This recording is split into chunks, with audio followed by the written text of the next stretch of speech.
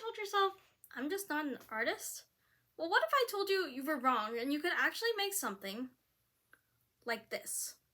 Today I'm going to show you how to make photo-based art with a 100% free app. So why should you do photo-based art instead of just taking painting lessons? Well, first, it's inexpensive. All you need is your smartphone and this free app. Second, it's user-friendly. All you have to do is tap your fingers.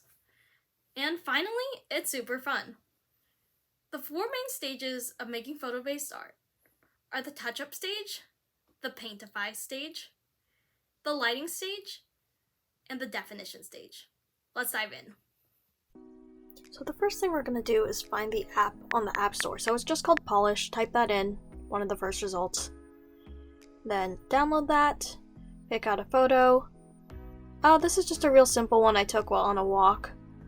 So the first thing you're going to do is crop it. That's the first part of the touch-up stage. So just crop it. I just kept mine as a nice little square. And there you go. So next step is going to be like the blemish removal. So you basically just tap over all the little dots and they just kind of disappear. Pretty simple. Just like that. And the next thing we're going to do is the paintify stage. So the first part of that is going to be the cartoon effect. So you can just try out different filters. It's really simple and really nice. Alright, there's some different ones. I think for today I'm actually not going to use a cartoon effect, but that's really helpful. So now next is the recoloring phase. So that's first step of that is going to be saturation. So I really like high saturation, so I'm just going to turn that all the way up. Next up we have warmth. That kind of just adjusts, is it more red yellow or is it more kind of blue purple? So right now I'm kind of, well, they're both good. Okay, I'm just gonna put it right there. Next up we have hue. So again, that's just kind of adjusting the tones a little more. So you can just kind of drag it to where you like it. And then I'm actually gonna go back to warmth now, as you can see, because this is just fine-tuning. You can do this in any order, so that's the nice part about this.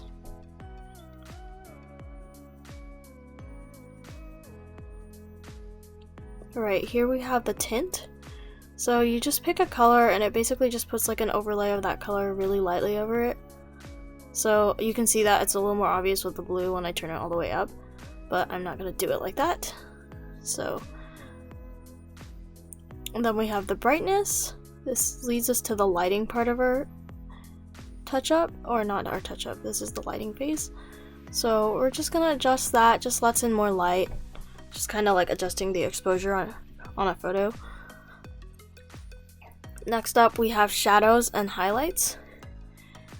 So we can make the shadows dark or we can open them up more.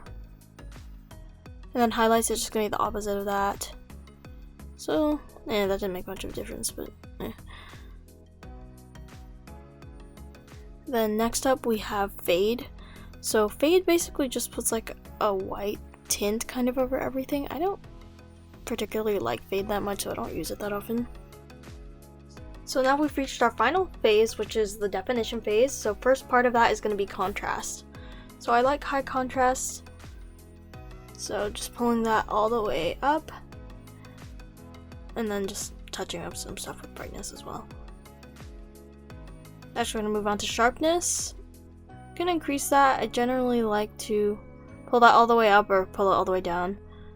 And then grain just adds a little more texture. So just putting that in.